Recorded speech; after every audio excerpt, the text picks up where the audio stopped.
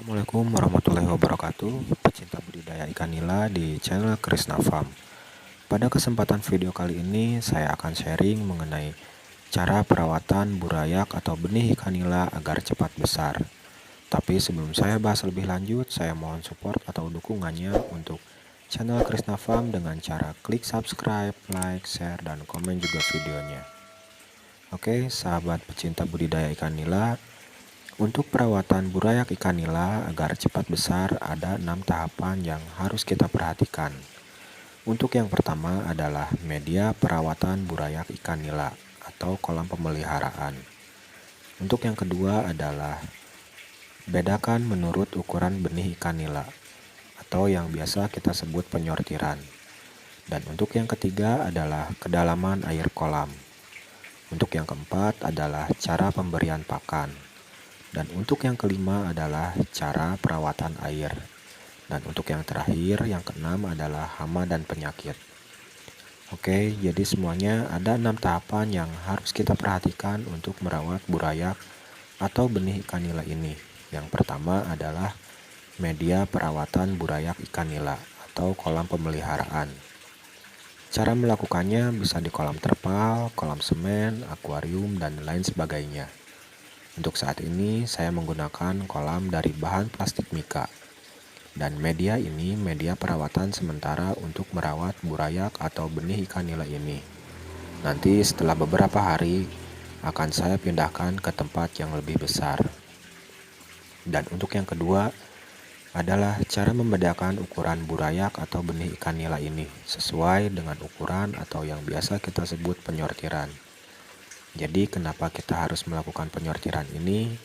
Karena untuk menghindari sifat kanibalisme dari ikan nila. Dan biasanya sifat tersebut muncul ketika burayak atau benih ikan nila ini beranjak besar. Dan dia akan memakan ikan nila yang ukurannya lebih kecil.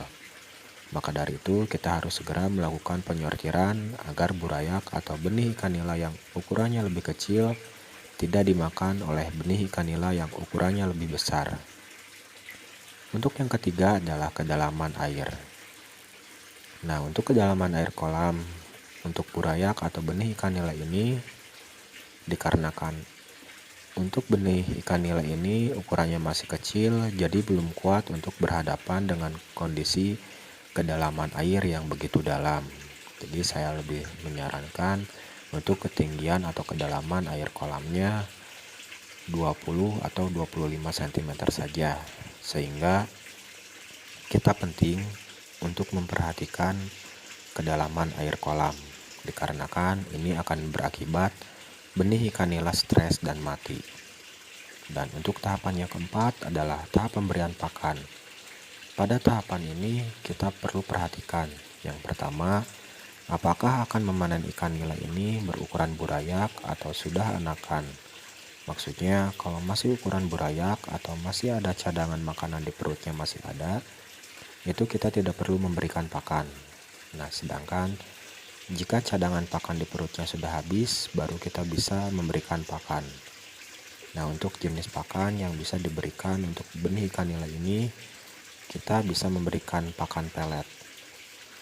Tapi di sini saya menggunakan metode pemberian pakan dengan cara dibibis terlebih dahulu.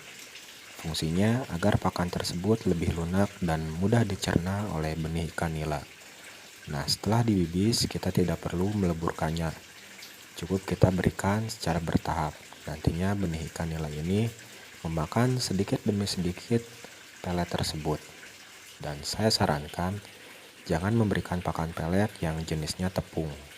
Karena kebanyakan ketika kita memberikan pakan pelet jenis tepung ini malah banyak menyisakan pelet tepung yang tidak termakan ini mengendap di dasar kolam.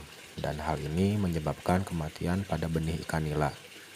Untuk pemberian pakannya lebih sering itu lebih baik. Karena pada ukuran benih ikan nila ini adalah masa pertumbuhan. Saya sendiri dalam sehari memberikan pakan 3-4 kali sehari. Tapi dengan syarat jangan berlebihan dalam pemberian pakannya. Oke, untuk tahapan yang kelima adalah tahapan perawatan air. Apabila teman-teman menemukan air di kolamnya mulai menurun, maka teman-teman harus segera melakukan penggantian air. Karena apabila kita telat, maka benih ikan nila kita akan cepat mati. Makanya kita harus selalu mengontrol kondisi air di kolam kita. Dan untuk tahapan yang terakhir atau tahapan yang keenam adalah hama dan penyakit. Hama dan penyakit pada benih ikan nila ini banyak sekali. Contoh untuk hama sendiri yaitu ada burung, ayam, katak, dan lain sebagainya. Karena kan benih ikan nila ini selalu ada di permukaan air, jadi mengundang pemangsa yang akan memakan benih ikan nila ini. Jadi sebisa mungkin kita menempatkan media perawatan burayak atau benih ikan nila ini di tempat yang aman. Sedangkan untuk penyakit pada benih ikan nila yang sering menyerang benih ikan nila ini itu berupa penyakit jamur. Ada lagi satu faktor apabila kolam burayak kita kemasukan katak dan bertelur, harus segera kita bersihkan telur-telur katak tersebut. Karena jika benih ikan nila kita memakan telur katak tersebut, yang ada benih ikan nila kita akan mati. Oke, mungkin segitu dulu teman-teman tahapan-tahapan yang harus kita perhatikan dalam perawatan burayak atau benih ikan nila ini. Semoga penjelasan dalam video ini bermanfaat. Akhir kata, wassalamualaikum warahmatullahi wabarakatuh.